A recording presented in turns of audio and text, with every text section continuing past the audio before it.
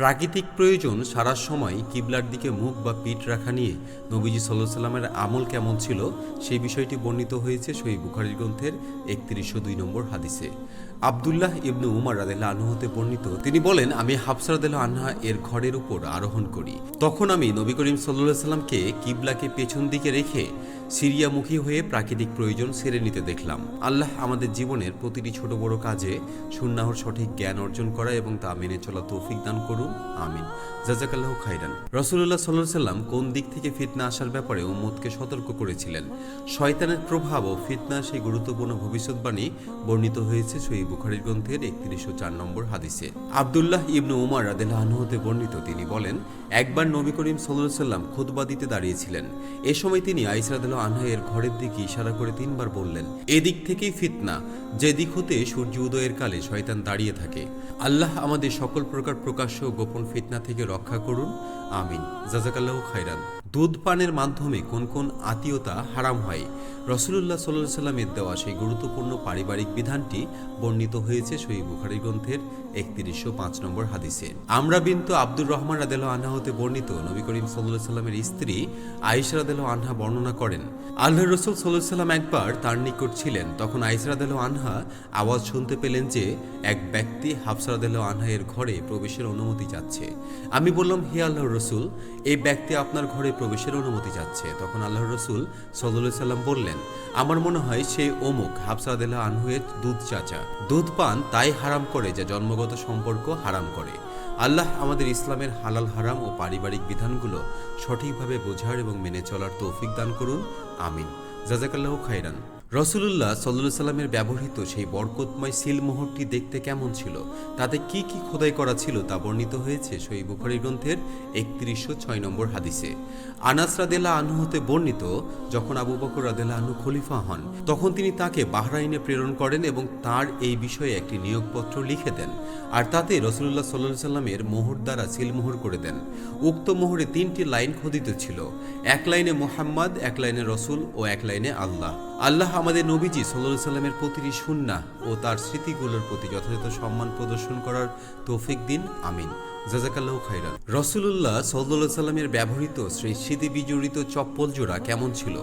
আনাস রাদিয়াল্লাহু আনহু এর কাছে থাকা সেই ঐতিহাসিক আমানতটি সম্পর্কে বর্ণিত হয়েছে সহিহ বুখারী গ্রন্থের ৩১০৭ নম্বর হাদিসে। ঈসা ইবনু তাহমান রাহমাতুল্লাহি আলাইহি হতে বর্ণিত, তিনি বলেন, আনাস রাদিয়াল্লাহু আনহু দুটি পশমবিহীন পুরনো চপ্পল বের করলেন, যাতে দুটি ফিতা লাগানো ছিল। সাবিত বুনানী রহমতুল্লাহ আলাইহি পরে আনাস রাদিয়াল্লাহু আনহু হতে এরূপ বর্ণনা করেছেন যে এ দুটি নবী করিম সাল্লাল্লাহু আলাইহি সাল্লামের পাদুকা ছিল। আল্লাহ আমাদের নবীজি সাল্লাল্লাহু আলাইহি সাল্লামের প্রতিটি নিদর্শনের প্রতি ভালোবাসা ও তার সুন্নাহ যথাযথভাবে অনুসরণ করার তৌফিক দিন, আমিন। জাযাকাল্লাহু খাইরান। রাসূলুল্লাহ সাল্লাল্লাহু আলাইহি সাল্লামের ওফাতের সময় তার পরনে কেমন পোশাক ছিল? উম্মুল মুমিনিন আয়েশা রাদিয়াল্লাহু আনহা এর দেখানো সেই সাধারণ ও তালি দেওয়া পোশাকের বিবরণ বর্ণিত হয়েছে সহিহ বুখারী গ্রন্থের ৩১০৮ নম্বর হাদিসে।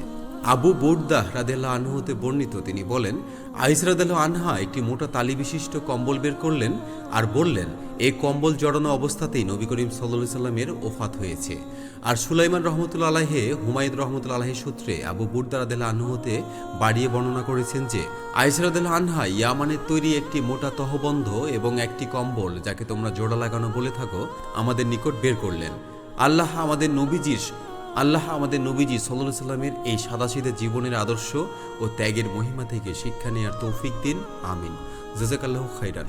রাসূলুল্লাহ সাল্লাল্লাহু আলাইহি সাল্লামের একটি বরকতময় পেয়ালা ছিল, যা ভেঙে যাওয়ার পর তিনি রূপার পাত দিয়ে মেরামত করেছিলেন। এটি বর্ণিত হয়েছে সহিহ বুখারী গ্রন্থের ৩১০৯ নম্বর হাদিসে। আনাস ইবনু মালিক রাদিয়াল্লাহু আনহু হতে বর্ণিত, নবী করিম সাল্লাল্লাহু আলাইহি সাল্লামের পেয়ালা ভেঙে যায়, তখন তিনি ভাঙা জায়গায় রূপার পাত দিয়ে জোড়া লাগান। আসিম রহমতুল্লাহ আলাইহি বলেন, আমি সেই পেয়ালাটি দেখেছি এবং তাতে আমি পান করেছি। আল্লাহ আমাদের নবীজি সাল্লাল্লাহু আলাইহি সাল্লামের প্রতিটি নিদর্শনের প্রতি ভালোবাসা এবং তার সুন্নাহর সঠিক অনুসারী হওয়ার তৌফিক দান করুন, আমিন। জাযাকাল্লাহু খাইরান। রাসূলুল্লাহ সাল্লাল্লাহু আলাইহি সাল্লাম কেন বলেছিলেন ফাতিমা আমারই অংশ? নবীজি সাল্লাল্লাহু আলাইহি সাল্লামের কন্যা এবং আল্লাহর দুশমনের মেয়ের কি এক ঘরে থাকা সম্ভব? সেই আবেগঘন ও নীতিগত উপদেশের ঘটনাটি বর্ণিত হয়েছে সহিহ বুখারী গ্রন্থের ৩১১০ নম্বর হাদিসে।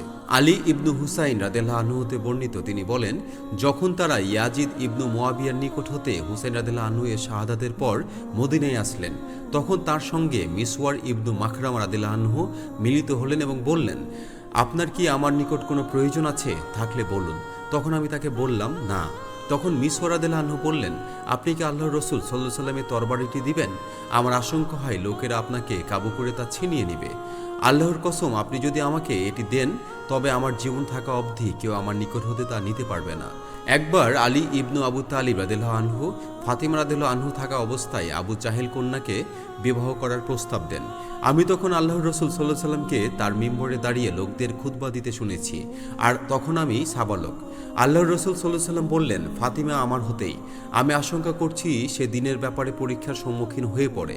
অতঃপর রাসূল সাল্লাল্লাহু আলাইহি ওয়াসাল্লাম বানু আবদে সামস গোত্রের এক জামাতার ব্যাপারে আলোচনা করেন। তিনি তার জামাতা সম্পর্কে প্রশংসা করেন এবং বলেন, সে আমার সঙ্গে যা বলেছে তা সত্য বলেছে, আমার সঙ্গে যে ওয়াদা করেছে তা পূরণ করেছে। আমি হালালকে হারামকারী নই এবং হারামকে হালালকারী নই, কিন্তু আল্লাহর কসম, আল্লাহর রসুলের মেয়ে এবং আল্লাহর দুশমনের মেয়ে একত্র হতে পারে না। আল্লাহ আমাদের পারিবারিক জীবনে নবীজি সাল্লাল্লাহু আলাইহি ওয়াসাল্লামের আদর্শ অনুসরণ করার এবং দিনের পথে অটল থাকার তৌফিক দিন। আমিন। জাযাকাল্লাহু খাইরান। রাসূলুল্লাহ সাল্লাল্লাহু আলাইহি ওয়াসাল্লামের রেখে যাওয়া ফরমান বা নির্দেশাবলী পালনে সাহাবীদের সতর্কতা কেমন ছিল? আলী রাদিয়াল্লাহু আনহু ও ওসমান রাদিয়াল্লাহু আনহু এর মধ্যকার সেই ঐতিহাসিক ঘটনাটি বর্ণিত হয়েছে সহিহ বুখারী গ্রন্থের ৩১১১ নম্বর হাদিসে। ইবনু হানিফিয়া রাহমাতুল্লাহ আলাইহি হতে বর্ণিত, তিনি বলেন, আলী রাদিয়াল্লাহু আনহু যদি ওসমান রাদিয়াল্লাহু আনহু এর সমালোচনা করতেন তবে সেদিনই করতেন যেদিন তার নিকট কিছু লোক এসে ওসমান রাদিয়াল্লাহু আনহু সম্পর্কে নিযুক্ত জাকাত আদায়কারী কর্মীদের বিরুদ্ধে অভিযোগ করেছিলেন। আলী রাদিয়াল্লাহু আনহু আমাকে জানিয়েছেন, ওসমান রাদিয়াল্লাহু আনহু এর নিকট যাও এবং তাকে সংবাদ দাও যে এটি আল্লাহর রাসূল সাল্লাল্লাহু আলাইহি ওয়াসাল্লামের ফরমান। কাজেই আপনার কর্মচারীদের কাজ করার নির্দেশ দিন, তারা যেন সে অনুসারে কাজ করে। তা নিয়ে আমি তার নিকট গেলাম, তখন তিনি বললেন, আমার এটির প্রয়োজন নেই। অতঃপর আমি তা নিয়ে আলী রাদিয়াল্লাহু আনহু এর নিকট ফিরে এসে তাকে এই সম্পর্কে জ্ঞাত করি। তখন তিনি বললেন, এটি যেখান হতে নিয়ে এসেছো সেখানে রেখে দাও। আল্লাহ আমাদের ইসলামের সঠিক ইতিহাস থেকে শিক্ষা নেয়ার এবং আমানত ও নির্দেশ পালনে যত্নশীল হওয়ার তৌফিক দিন।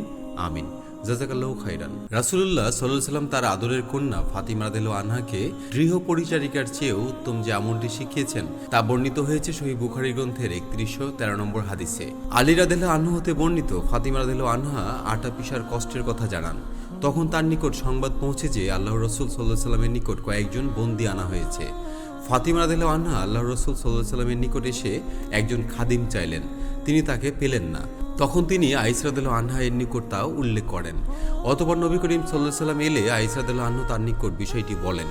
রাবী বলেন, আল্লাহর রাসূল সাল্লাল্লাহু আলাইহি ওয়াসাল্লাম আমাদের নিকট এলেন, তখন আমরা শুয়েছিলাম, আমরা উঠতে চাইলাম। তিনি বললেন, তোমরা নিজ নিজ জায়গায় থাকো।